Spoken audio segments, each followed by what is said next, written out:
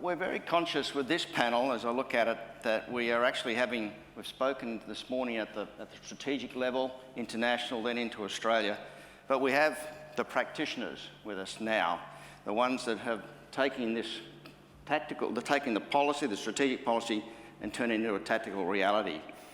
So I've got Admiral Lee Goddard, Commander of Maritime Border Command, Lieutenant Colonel Jasmin, Base Commander Campbell Barracks, and Kris, the Chairman of the Australian Industry Defence Networks, WA.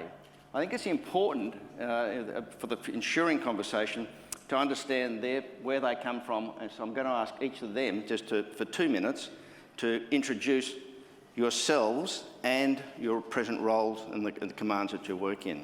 So Lee, could you start, please? Thank you, Admiral Gates. I know I haven't been my previous commander, so I know we will finish on time, so which is good. Maritime Border Command, and we'll come back more, I guess, strategically and operationally, is the de facto Coast Guard of Australia, the lead maritime security agency, and as part of our wider border continuum, I work within the Department of Home Affairs, the Australian Border Force, and of course with the Australian Defence Force.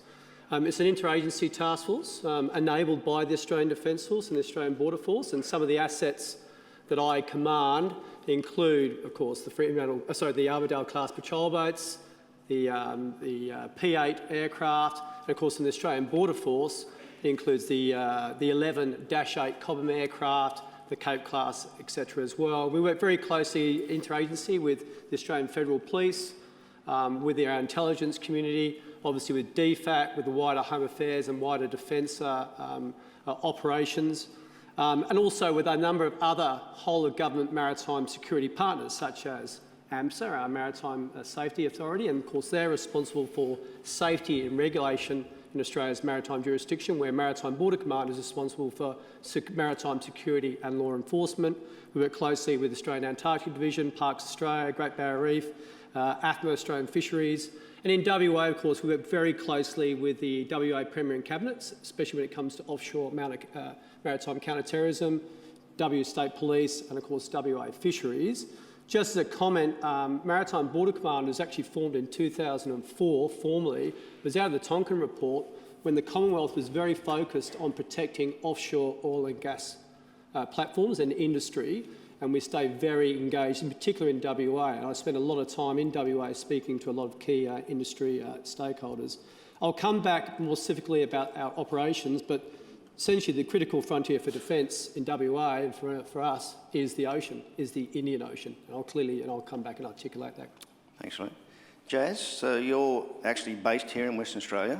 Tell us a little bit about your role, but also very quickly a summary of the defence assets here in WA. Sure. So Campbell Barracks is home to the only full-time Army unit over here in Western Australia. So my role as part of that is what I describe as the important but unfun governance of facilities and infrastructure, security and ranges. So that allows the unit itself to focus on delivering strategic and operational effects on behalf of the security of Australia. So another part of my role is also to interact with the other senior ADF officers within WA. So on the Army side, we have just down the road from Campbell Barracks, Irwin Barracks, which is home to 13 Brigade, which is the reserve brigade focused here in WA, which has depots all across the state. Also on the Army side, we have the Pilbara Regiment up to the north, which is part of the Regional Force Surveillance Group. So they predominantly serve an Indigenous force that can provide intelligence, surveillance and reconnaissance effects up to the north. On the Navy side, we have HMAS Stirling down to the south, which is the largest uniform defence footprint here in WA. And then out to the east, we have RAF Base Pearce, which is our Air Force assets here. Good, thank you. Kris, Chairman of the Australian Industry and Defence Network in WA. What's that role about, and what's you trying to achieve? AIDN Western Australia is the state-based chapter of the AIDN network, which is a national network.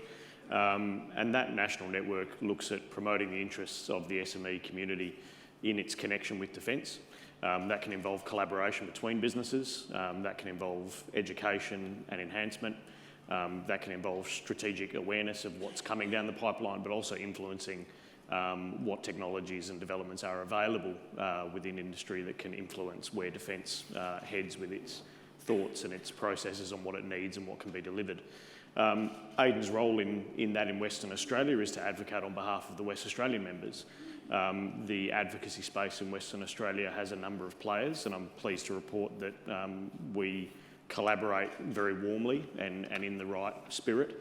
And I think WA, my personal feeling, leads the nation in that collaborative spirit in what we're all trying to achieve, which is opportunities for industry. So organisations like AIDN WA, alongside Defence West, Henderson Alliance, CCI, the universities, the TAFEs, we all essentially want the same thing, and that's to deliver maximum capability for the defence end user, and do so engaging the great capabilities we have in Western Australia and the country more broadly. So that's what AIDN Western Australia does. Speaking of unfun governance, I'm the chair of that organisation in Western Australia, so I know what unfun governance feels like, so we can start a support group perhaps. And then my day job is with Airflight, an aviation defence contractor for the last 25 years in support of the PC9, and my role there is as General Manager. So I have experience in the advocacy space, but also I've lived and breathed the highs and lows, the opportunities and the threats and all of that comes with being a member of industry. So that's excellent. My background. Thanks, team.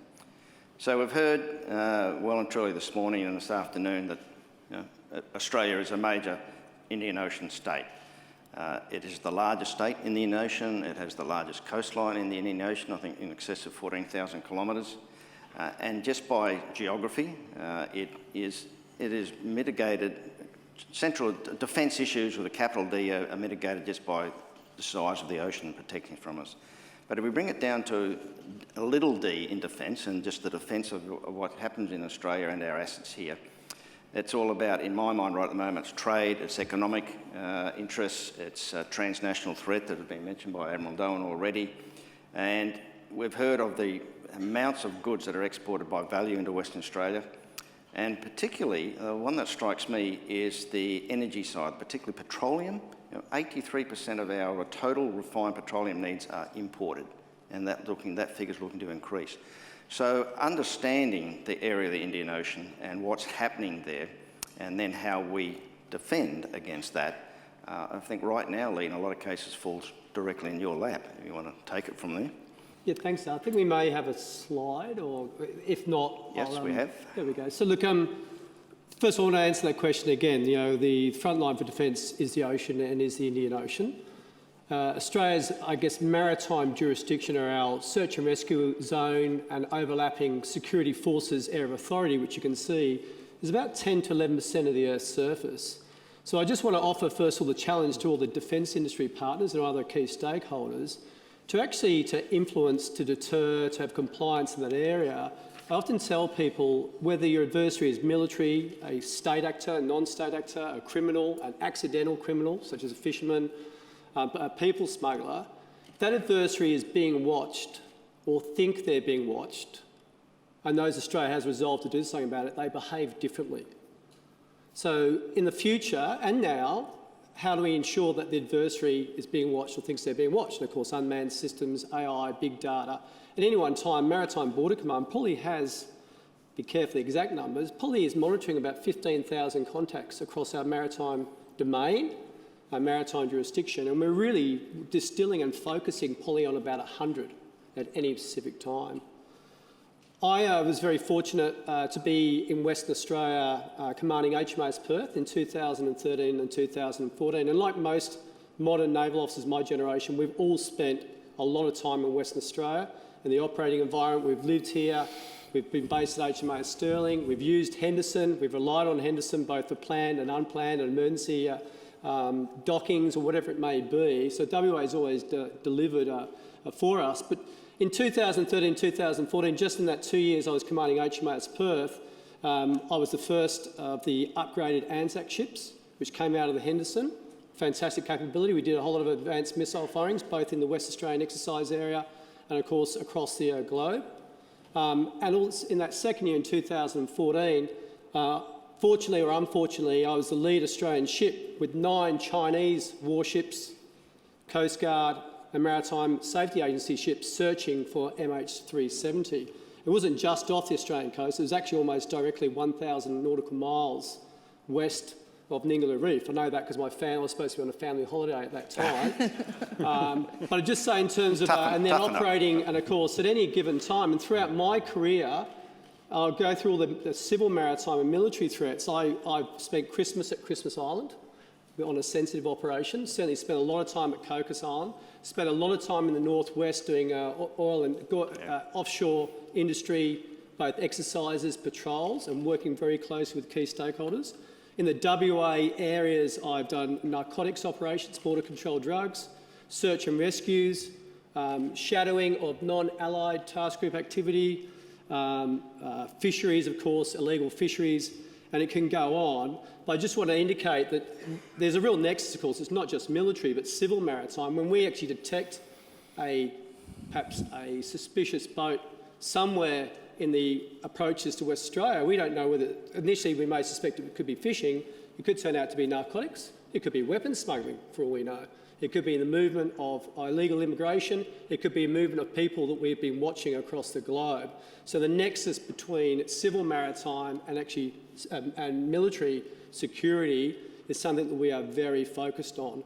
The final point is just the border continuum, to understand that we are, with our national security partners, being Australian Border Force, police, state agencies, Home Affairs, etc., we're focused on the exit points in the region, the airports, the ports, the cargo, and then the maritime component of that border continuum, then our actual land component of the maritime, and then obviously the entry points in Australia as well. What Maritime Border Command is focused on is really being part of that whole of government security apparatus, so we understand the full border continuum to protect Australia, not least WA. Jas, with that and the challenges, and Lee mentioned land, but just in the broader defence issues, what's your take on all this at the moment? So I promise I'm not going to say governance is I take on that. It's National Science Week, so I'm going to put a bit of a sciencey spin to it all. So the land force is predominantly focused on the human. So our RAF and Navy siblings are focused on these amazing fifth generation forces with these phenomenal platforms that will outmatch an adversary. But the land force is slightly different. We rely on that human to be that platform. Now we still need tanks and guns and long-range fires. I'd be killed if I said we didn't. But how the human thinks and makes decisions is really what's going to be that edge that will outmatch and outwit our adversary commanders. So with that in mind, looking at disruptive technologies and predominantly things like artificial intelligence, human-machine teaming, quantum computing, and being able to embrace these kind of technologies and being able to do that faster than our adversaries can, I think is what's going to be our critical frontier as part of this security challenge. So this will present to us a fair few challenges, and I'm only going to highlight 3 of them because we could be here all day.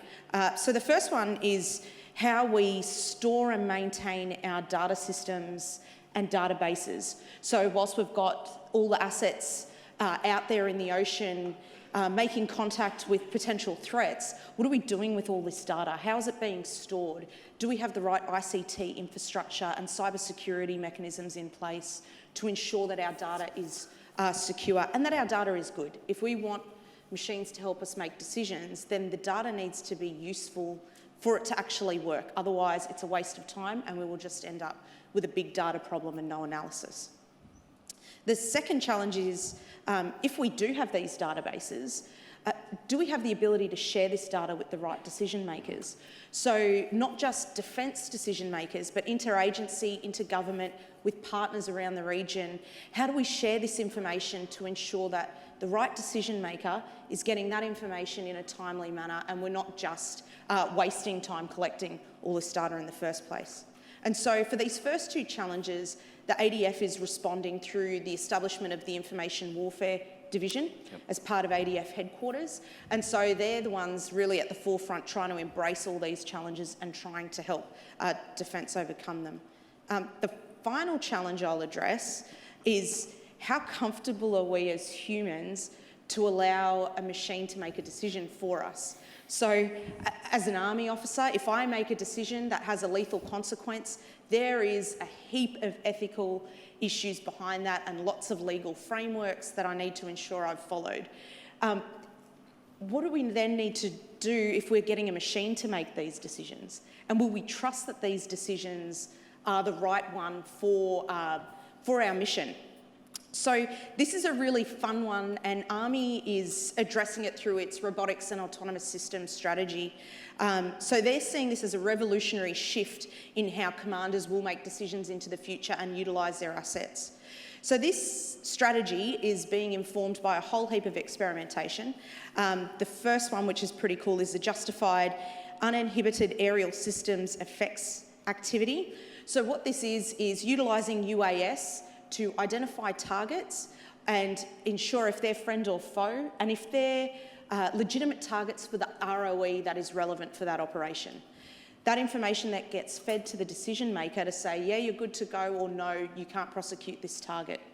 So this experimentation will then inform autonomous and semi-autonomous weapons systems development and allow us to, I guess, identify the challenges with weaponising some decision making there.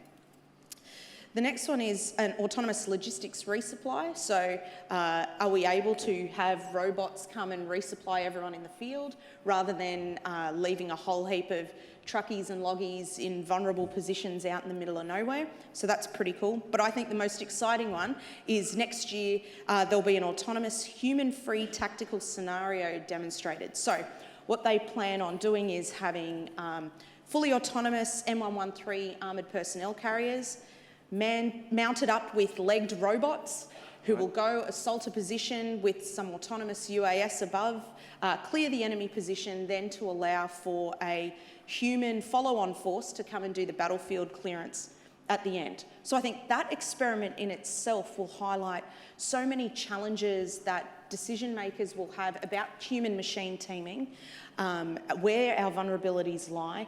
And I think for Western Australia and Western Australian industry, how the mining sector and resource sector has embraced artificial intelligence and machine learning is really key for us to learn and grow from. So I think the critical frontier is actually how do we make good decisions and utilise technology to help us do that.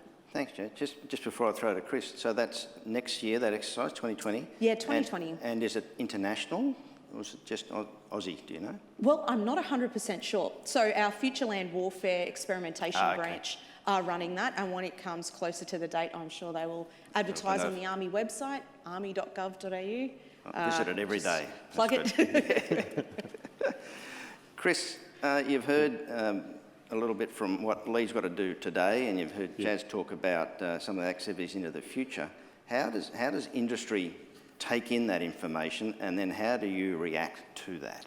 Well, I think the first bit that Jazz touched on was the learnings across industry types, and that information share can go in both directions, obviously, as well.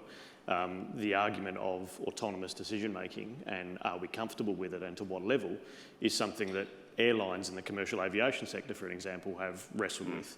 Now we have unmanned aerial vehicles. Are you comfortable flying on your next international holiday or interstate holiday on an aircraft that doesn't have a pilot?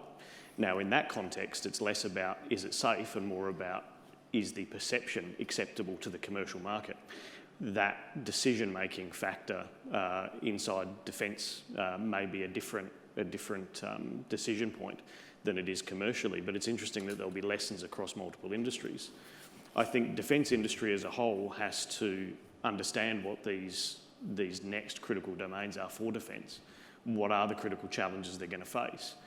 And position ourselves as businesses and industries to support that. So an important element of this is the clarity. So we as industry players must understand and know what's coming. There must be a commitment from Defence and from the Commonwealth about this is where we're going and this is the path we're heading. And I think the third part is then communication. But I think what we're hearing today is we do have certainly a strong degree of clarity. There is a strong appetite of commitment.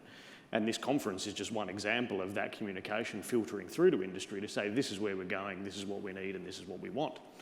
The challenge then on industry is to respond to that. And there's two aspects to then that communication.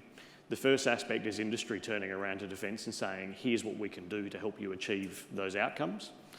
And secondly, it's defence turning to industry and saying, help me, I want to get here. What do you know in other industries? What do you know in your own workshops that we don't have visibility to that can help us achieve this aim? That process is one that needs to be developed and fostered through constant communication and constant guidance. It was mentioned before about the importance of IP. Someone talked about quality systems and the development of enhancing quality systems and preparing businesses to do business with defence. All of that is part of what industry must do to be ready to support defence in its pursuit of this next frontier. So there are challenges there for industry, but there's opportunities. Importantly, it narrows the business development focus for businesses. So in my business, if I know that unmanned aerial systems is the next frontier for Border Force, I don't have to waste time making sure that I develop a team of engineers ready to support the next Dash 8 platform if I know that that is not going to be something that Defence or Border Force is going to consider. Therefore, I can direct my investment as a business towards something that is more appropriate for Defence. What Defence is therefore getting is getting the best of all of industry. Instead of spraying their focus across 1,000 different options, they're narrowing that focus. You're getting the best return on investment, albeit indirect through industry, but you're getting best return on investment and best focus. So I think Defence benefits from then that clarity and that commitment and that communication, because you'll get industry responding to that in such a direct and refined manner that it maximises our opportunities for success. Now, for industry, that may mean developing the ideas on your own. It may mean partnering with other Australian businesses. It may be joining forces with major multinationals or major primes that can tap you into that global supply chain that we heard the Air Vice Marshal talk about just prior to this. So how you strategise about how you run your business is also influenced by those opportunities and by understanding what that next frontier is. So I think that's industry's role in all of this, is to understand the need of your end user, as you would in any commercial endeavour, and then seek to respond to that and contribute to that both in a proactive and a reactive manner. So don't just be reactive. How can we be proactive in developing that benefit for the end user? So I think that's where industry plays a role. Okay, thank you. Can I just make a comment? Yep. First of all, with maritime security, of course, you make a good point. You can't just say defence. You've got to be across commonality across a whole lot of government agencies. I think it's a really important one. And of course, even though I'm focused on today's problems, I mean, it's not just operating and sustaining current capability, but it's obsolescence management and it's future acquisitions. You need to be really understanding that. So we don't want any kind of like for like. With AI, obviously AI and autonomous decisions is terrific. Of course, Maritime Border Command, we actually have some political and, to be frank, ethical issues that you also need to consider as part of this. So, by the way, the solution is here. To actually talk us through that. We shouldn't be self-deterring from that. We should be embracing and working out how we know this is coming, so we now need to be ready for it. Yeah. Just picking up, or then continuing that with what Kris said, you've heard there the technology side. So we've spoken about the ocean and the big things, and the things that you're sort of looking at: illegal entrance, drug trafficking, piracy, terrorism, smuggling, all of those. So all of that is maritime domain awareness that you need, and what we call the COP, the Common Operating Picture. Where is that, and what are your challenges for that, and then what do you require into the future, just in the near future, that again that industry can come involved with? And I'm going to throw to you, Jazz, particularly you mentioned the Pilbara region. If you can bring it right down to a tactical level, big land mass, small number of people, very small number of people in there.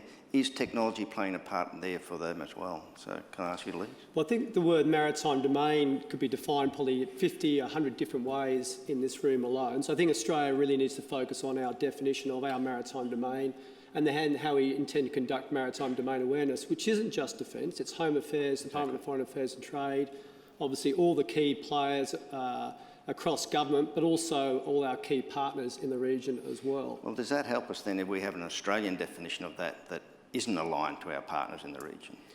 I think it's fine. I think as long as we understand exactly where we're going to focus our effort. I mean, our maritime domain, of course, goes well up into Southeast, Northeast Asia, all the way across to Africa, all the way across the Pacific, and of course down the Southern Ocean, our biggest part of our maritime, and our 42%.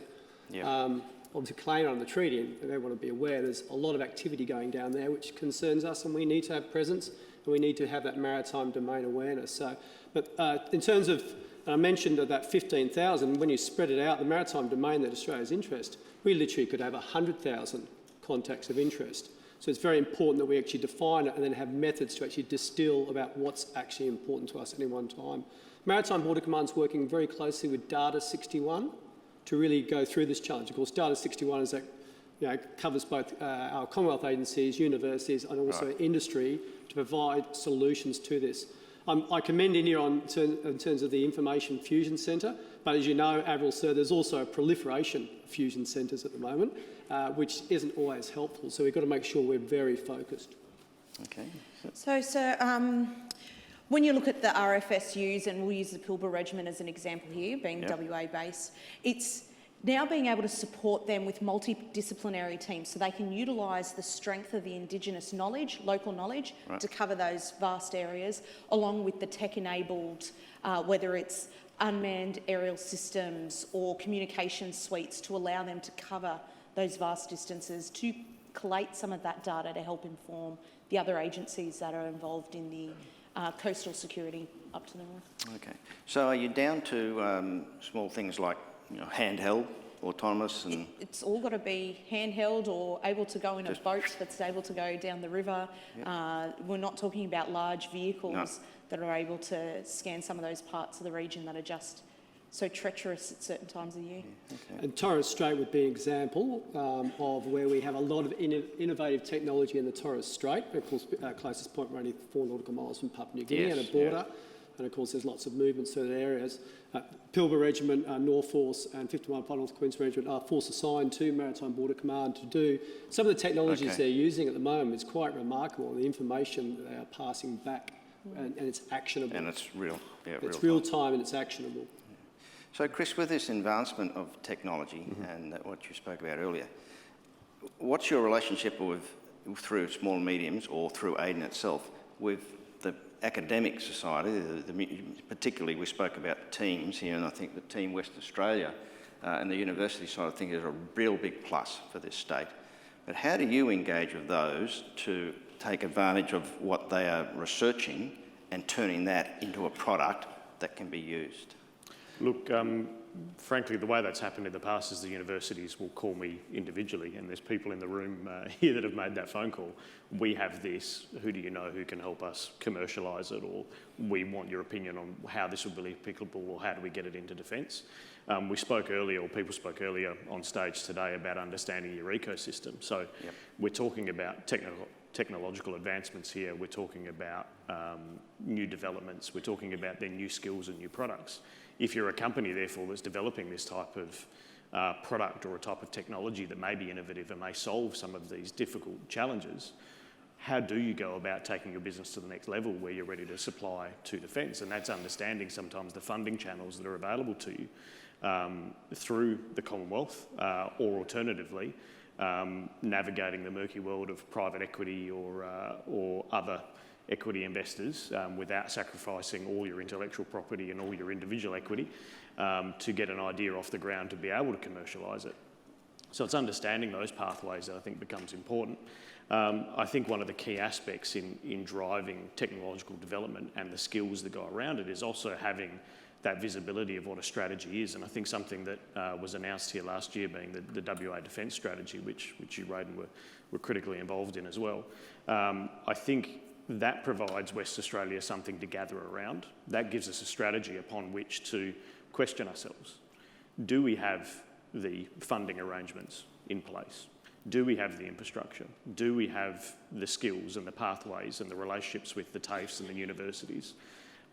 What are all the moving parts around that central strategy that we need to align to ensure that we're ready to respond to these needs that are being so clearly defined? So I think this is the challenge that we have set ourselves, but it's made easier by the fact that we have defined that strategy. As a whole of state now, we have this strategy to pitch for.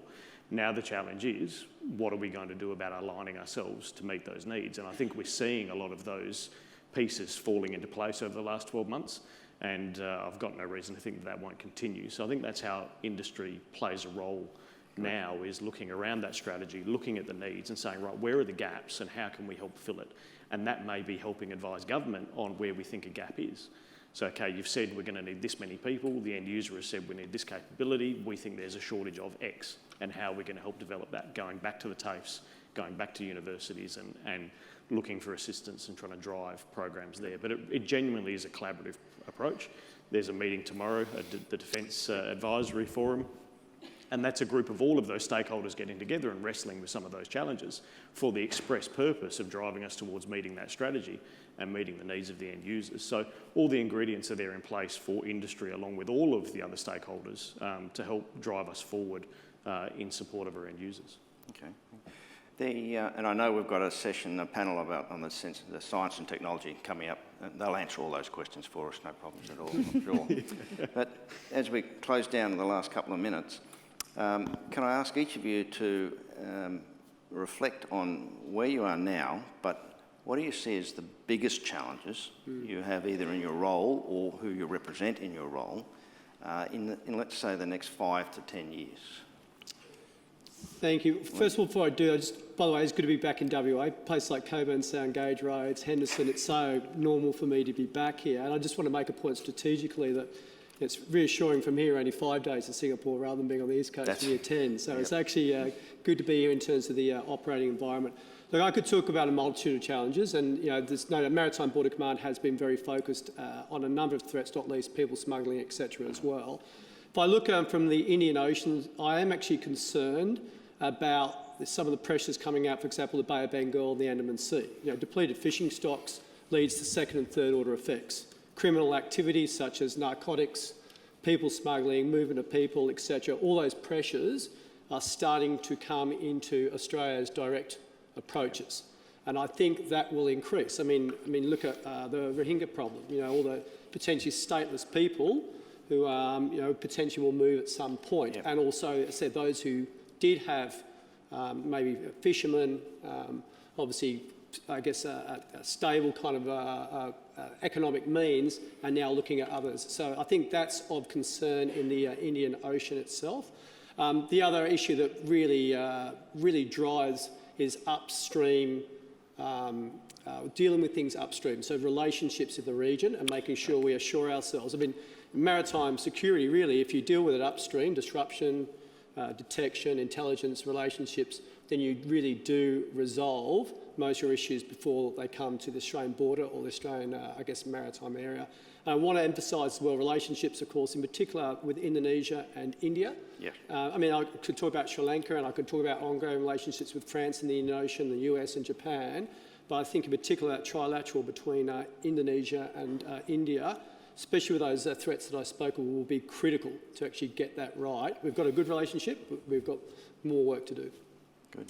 Jess? So I think our challenge is we're about to introduce a whole heap of very technical systems into the ADF that collate extraordinary amounts of data, that provide extraordinary videos and feeds of lots of different areas of interest. I think our challenge is how do we store and make this useful so that it's not just a whole heap of really expensive systems that we've just put up there.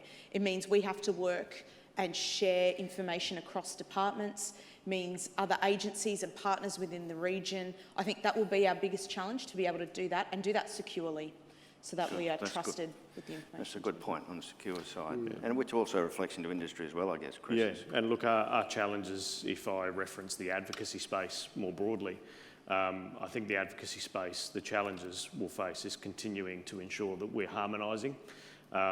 There is a risk that if you've got a bunch of enthusiastic advocates all saying different things, you're diluting your central message, which is particularly relevant when we're Western Australia trying to sell to a national customer base, or we are the country of Australia trying to sell into export markets. So I think ensuring that we come together, we collaborate, and we communicate in a way that gives us that singular message even if it's repeated 14 different times by 14 different entities, at least if we're gathering around that same message, there's a consistency in our delivery and a confidence in the face of others that is delivered as a result of that consistency. So I think that's our challenge, ensuring that, as we have done over the past 12 to 24 months, continue to galvanise and work together to ensure that we're saying the same things and working towards the same objectives. So I think that's our primary challenge, is to maintain that momentum. Can I just add one more? It's complicated at sea now because it's not traditional militaries. There's coast guards, maritime security agencies,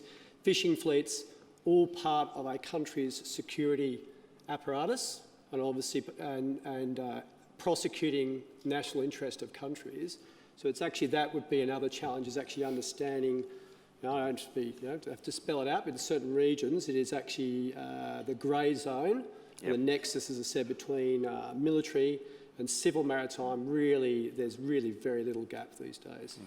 Maybe a sensitive question then. So do you think that the Australian public understands the complexity of that? And if they don't, whose role is it that they do? The short answer is no. I mean, of course, it is everybody in this room's role, really, to ensure the importance of Australia's maritime domain and why we need to be so aware and need to understand what is occurring. No, I don't think they do. I mean, it's ongoing education. It's an ongoing education. I mean, I often use the example of, say, a large gas carrier leaving Australia, with all that, in terms of understanding its economic and security, and you've got to understand both, and the value that gas carriers in terms of our economy, that expands 650 times when it gets to either Japan or wherever it may be, and how important that is. I think that would probably highlight, or I'd use another example, for example, a terrorist attack on a cruise ship. You would actually bring in those examples, and then you start to get interest. A lot of interest. Yeah. Okay, team, I'm going to leave it there unless you've got any closing remarks. So thank you very much. I think we demonstrated that there's a team effort in respect to the collaboration. There's a word probably mentioned the most in that conversation between the forces, between the civil agencies, and most importantly, industry is a fundamental input to all of that. It takes all of those efforts to keep the area that we're talking about well and truly defended. Thank you very much. Thank you.